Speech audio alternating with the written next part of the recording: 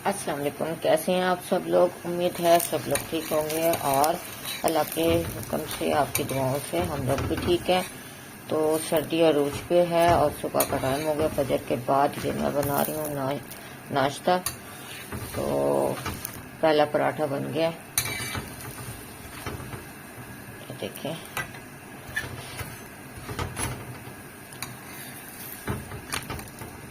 तो अब बाकी के ये तैयार है, बनाने हैं सबका नाश्ता मुझे। और आज जुम्मा भी है। सबसे पहले तो आप सब लोगों को जुम्मा मुबारक। तो आज जुम्मा भी है, जिसकी वजह से मुझे जल्दी है, मुझे नहाना भी है आज। तो ये नाश्ता बना के फिर मैं नहाने जाऊंगी, क्योंकि सुबह को गैस आती है, फिर दोपहर में आती है, वो फिर जुम्मे का और खाने बनाने का टाइम हो जाता है, तो नहा नहीं सकते। तो इसलिए आज का इस वक्त का ये मैं आपको दिखा पाऊंगी। और आज हमने बनानी है क्या कहते हैं, बिरयानी, कराची बिरयानी। तो इसके लिए ये मैंने गोश्त निकाल के रखा हुआ है पहले से ही। फिर जब तक बनाएंगे तब तक ये गोश्त अलग-अलग हो जाएगा। तो चलें जनाब, मेरे पराठा जलना शुरू हो गया। मैं फिर आपसे इसके बाद मुलाकात करूंगी। तो जनाब, आज मैंने सोचा सुबह का थोड़ा सा दिखा दूं आप लोगों को। ये चिड़िया दूध है, पता नहीं कौन सा है परिंदा बैठा हुआ है। लेकिन आज धुंध भी है, और धुंध ना शाम से ही शुरू हो जाती है। देखें, हमारा टावर नहीं नज़र आ रहा, धुंध है। लेकिन आज ऐसी है ब्लैक ब्लैक सी, जैसे काला बादल होता है ना, बारिश वाला, उस तरह का लग रहा है।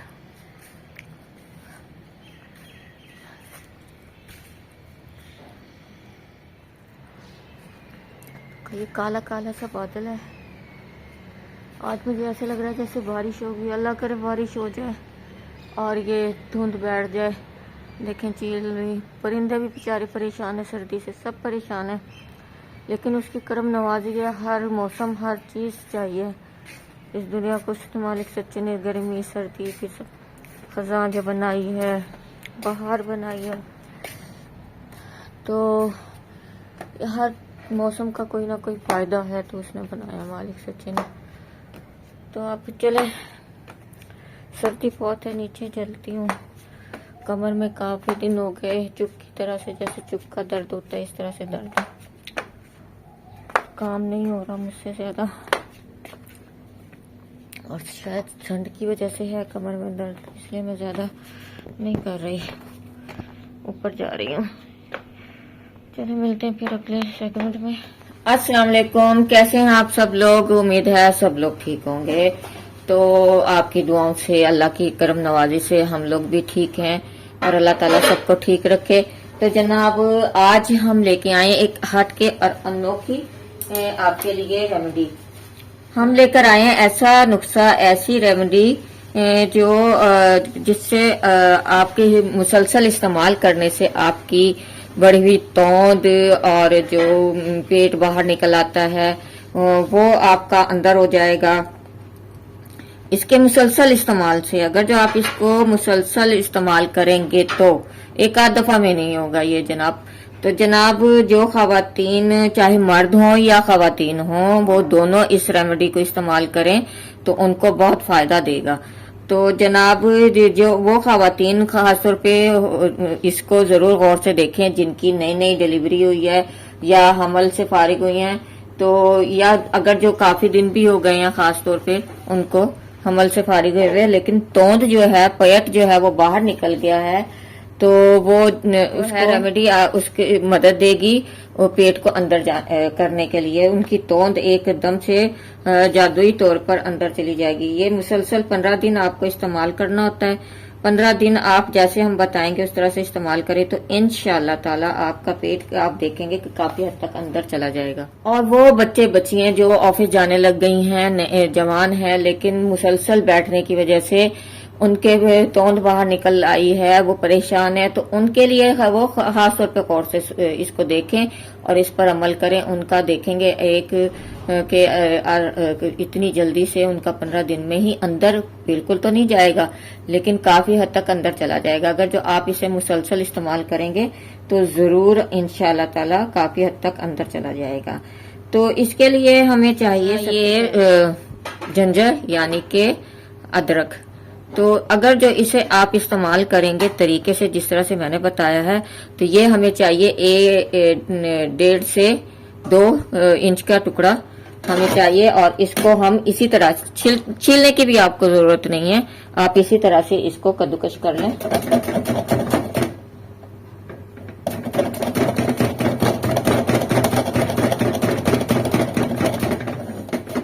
इसको कद्दूकश करने का मकसद हमारा सिर्फ यही है कि हम इसको जो है इसका असर पूरी अगर जो टुकड़ा डाल देते हैं वो भी चला तो जाता है, लेकिन वो मोटे मोटे टुकड़े होते हैं, तो वो चीज नहीं होती। जब ये हम बारीक करके डालेंगे इसमें तो इसका सारा असर पानी में आ जाएगा।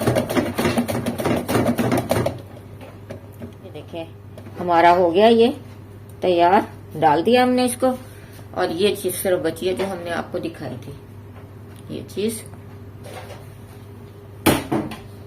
तो अब हम तीसरे मरहले पे डालेंगे इसको, लगा देंगे, हमारा चूल्हा चला देंगे इसको इसके नीचे, और इसमें डालेंगे हम ये लीमू के छिलके। जो इसके अंदर गूदा होता है ना, जो खट्टा होता है, जो रस भरा हुआ होता है, रस वाला होता है, उसको नहीं हमने डालना। हमने ये सिर्फ इसके छिलके लेने हैं, रस वाला हिस्सा सारा निकाल लेना है। और ये 4 हिस्सों में कटिंग करके ये हमने इसमें डाल देना है और इसको पकने के लिए रख देना है।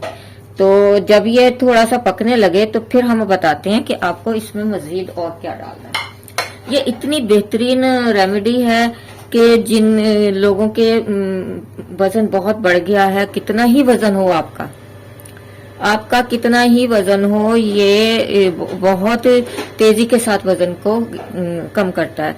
अदरक ये भी बादी को मारती है, और ये नहीं ये जो है हमारी अदरक ये हमें खाना हजम नहीं करेगी, ये बल्कि खाना हजम करती है, ये बादी मारती है आपके अंदर की। और ये आपके जो है जिस्म में जो मोटापा आ रहा है उसको कम करती है, और इससे कब्ज भी नहीं होगी आपकी, और कब्ज खुलेगी। ये देखें, और ये जो लीमू है ये हमारे वजन कम करने में बहुत मदद देंगे, और ये तो खास तौर पे इस्तेमाल किए जाते हैं वजन कम करने के लिए।